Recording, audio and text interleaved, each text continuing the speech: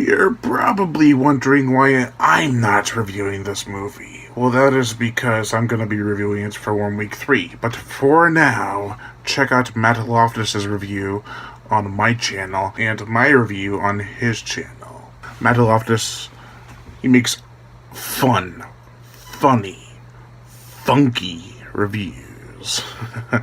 He's a really cool guy. Really patient, too. I've been under the weather and he has had no problem waiting for me to get better to do this video. So yeah, check him out. The link to his channel is in the description below.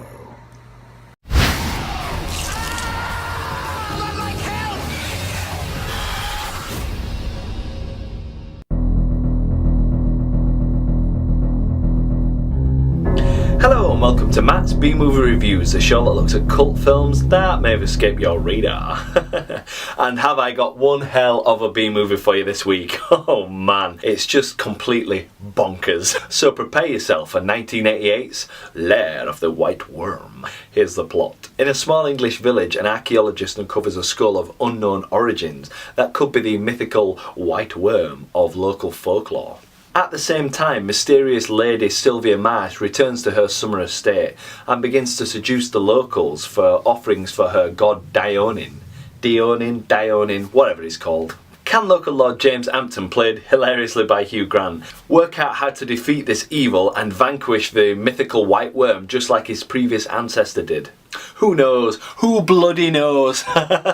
Now, I don't actually know where to even begin with this week's review because it's such a strange, bizarre film that I'm reviewing. Based on a story by Bram Stoker and adapted by Ken Russell, who was king of exploitation cinema back in the day, and this movie is a testament to his powers of being able to sell a film. Lead actress Amanda Donoghue plays Lady Sylvia Marsh, who's basically there to sell the movie and seduce the audience as a vampiric-esque sex pot. A sex pot is what she is. Throughout the movie, she just lures people to her estate for some sexy time. Oh yeah. Well, some very tongue-in-cheek sexy time, if you know what I mean. You are a fine growing.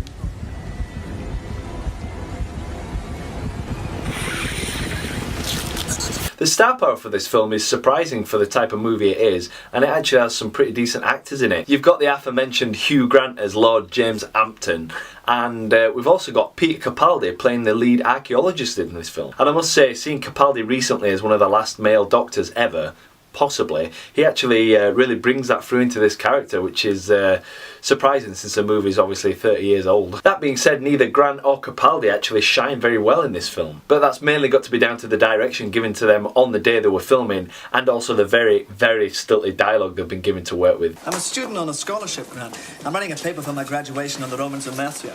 Why pick Ampton? There was quite a large Roman settlement here according to the records, but it's never been thoroughly excavated. Famously, Hugh Grant has gone on record that he doesn't want to discuss this movie at all with the fans, which is actually a shame because this movie will have led him to bigger and better things. There's a ton of actors and actresses who actually get the start in horror, but they always shy away from it further down in the career, which really pisses the horror community off, I must admit. Saying that, with Grant's acting pretty damn poor in this film, I'm not surprised he doesn't really want to talk about it in public, and you know, if you were just to base his acting abilities off this one movie, then you'd be really surprised he ever made it out of the bargain bin basement at Blockbuster Video. One thing the movie has going for it is it has some truly memorable sequences, which are sort of, I will never ever forget these sequences. They're horrific and kind of sexually graphic in their own way. One such crazy dream sequence includes Jesus on a cross with a big white worm wrapped around his torso, and nuns being raped by a load of Roman soldiers. Yeah, it needs to be seen to be believed, so check it out now.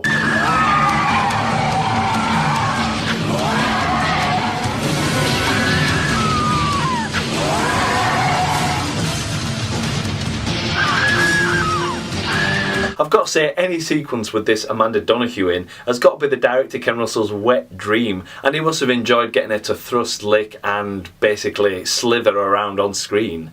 It's kind of weird really, especially in this day and age where we talk about sleazy directors. Like I say, no doubt this helps sell the movie, but it's a little bit too much on the nose, and actually sort of takes you out of the movie constantly because it's just completely over the top to the point of being farcical. Farcical? Yeah, that's right. I said it. But then it is a conscious decision by the director to sort of distract the audience from the ludicrous plot, which, as the movie goes on, just doesn't get explained and doesn't really get ramped up in any sort of way. So it's just his way of saying, hey, forget the plot, don't worry about where them characters found that grenade from, there's just a sexy woman over here, so just check that out for 5 minutes. I imagine teenage boys back in the day got a kick out of this when they could pause it on VHS tapes, but let's not go there, shall we?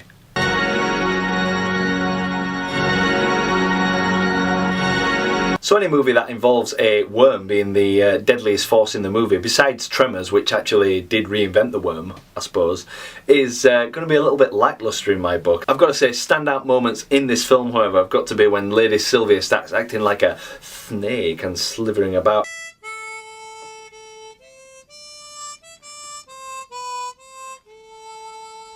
Also, in a hilarious sequence, which is possibly racist actually, Capaldi manages to entrance a vampiric police officer by playing the bagpipes, which he just must have had on him at some point. I mean, he is a Scot, right? I've got to say, I actually live in Scotland and I don't know anyone who actually plays the bagpipes. Seriously. Yeah, I know. Also, any dream sequence is worth the ticket price of this movie. Check out this one with Hugh Grant, who hilariously gets a bit of a which is shown with him holding a pen for some reason.